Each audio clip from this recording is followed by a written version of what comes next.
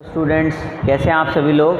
आज हम अपनी नई वीडियो के साथ आ गए हैं और आज हम डेटा स्ट्रक्चर में नया टॉपिक पढ़ने जा रहे हैं और अपने टॉपिक के बेसिस पर हम लोग एल्गो कैसे बनाते हैं हम ये सीखेंगे।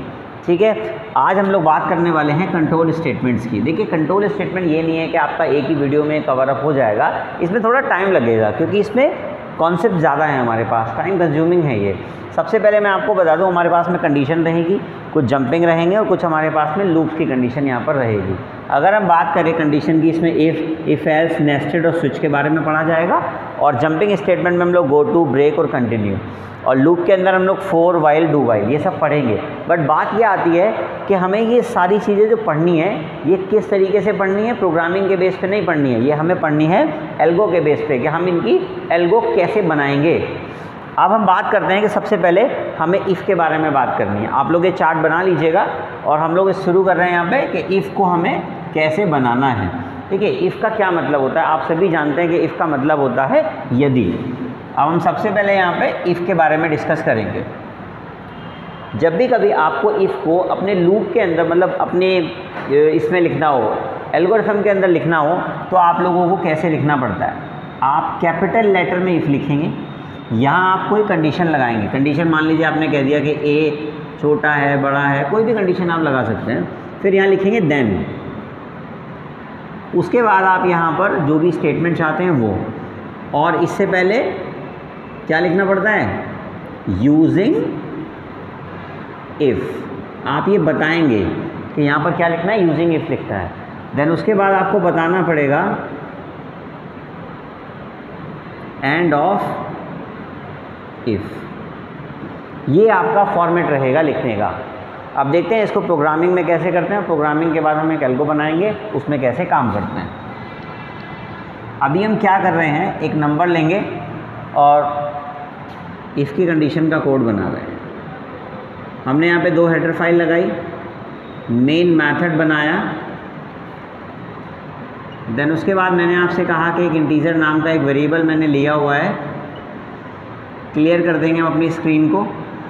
देन उसके बाद हम यहाँ पर यूज़र से नंबर मांगेंगे। यहाँ पर आप एक मैसेज डाल दीजिएगा कि एंटर द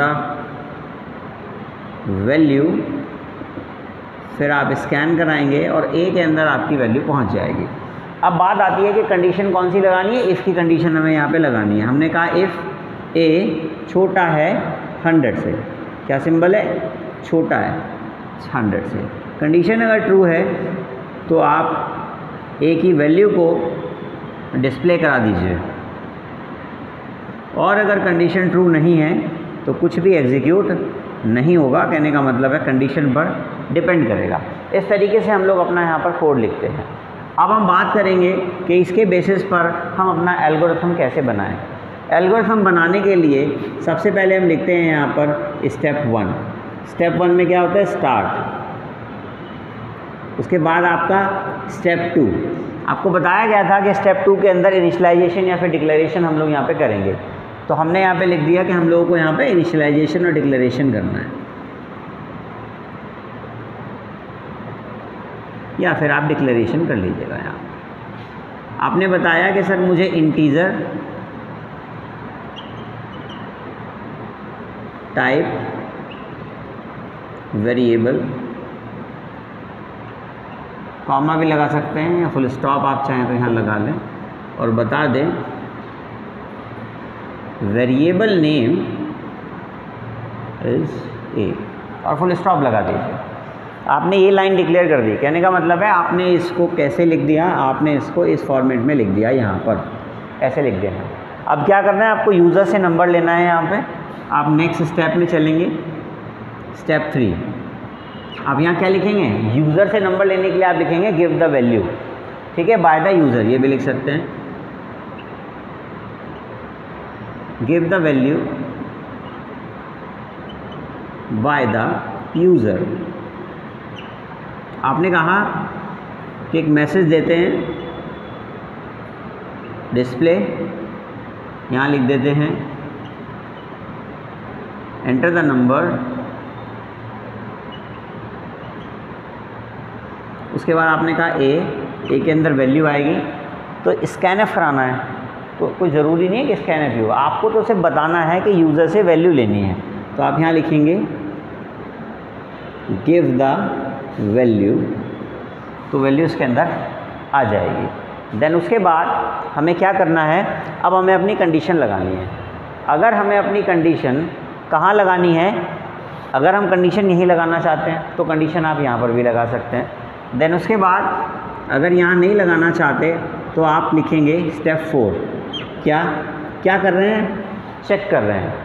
क्या चेक कर रहे हैं, कंडीशन लगा रखी है, तो आपने यहाँ ऐसे लिख देना है चेक द कंडीशन। कोई भी मैसेज, कोई ज़रूरी नहीं जो मैंने लिख दिया वही आप लिखेंगे, आप कोई भी मैसेज यहाँ पर लिख सकते हैं। देन उसके बाद आपको ये इफ़ की कंडीशन लगानी है। कोई भी इफ़ की कंडीशन अगर आपको लगानी हो तो मैंने आपको बताया है ये फॉर्मेट, इस फॉर्मेट में हम लोग यहाँ पर काम करने वाले हैं। तो हमें यहाँ पे क्या लिखने के लिए मिलेगा, हम लोग लिखेंगे यहाँ पे यूजिंग इफ़, कैपिटल लेटर में लिखा जाएगा, इस बात का आप लोग यहाँ पर विशेष ध्यान रखेंगे। देन जो भी कोई मुझे कंडीशन यहाँ देनी है वो कंडीशन में लैंग्वेज में भी लिख सकता हूँ, ए लेस देन 100। आप ऐसा बड़ा ना लिखें, आप सिंपल इस तरीके से जो कंडीशन आपने वहाँ पे दे रखी है वो लिख दीजिएगा। और उसके बाद आप क्या देन ऐसे भी लिख सकते हैं, आप THEN ऐसे कैपिटल लेटर में भी लिख सकते हैं। कहने का मतलब है कि अगर ये कंडीशन ट्रू हो तो देन क्या हो जाए वो आप यहाँ पर लिख देंगे। आपको बताया गया है कि यहाँ क्या होना चाहिए, यहाँ होगा डिस्प्ले। आप डिस्प्ले इस्तेमाल कर सकते हैं, प्रिंट भी इस्तेमाल कर सकते हैं। लिखा हुआ मिलेगा A इक्वल्स टू, और A की जो भी वैल्यू होगी वो डिस्प्ले यहाँ पर हो जाएगी। देन आपको उसके बाद क्या करना है, एंड ऑफ इफ़। ये समझ में आ रहा है कि इसका ब्लॉक है, देखिए यहाँ पर ये, ठीक है ना, ये ब्लॉक है यहाँ पे।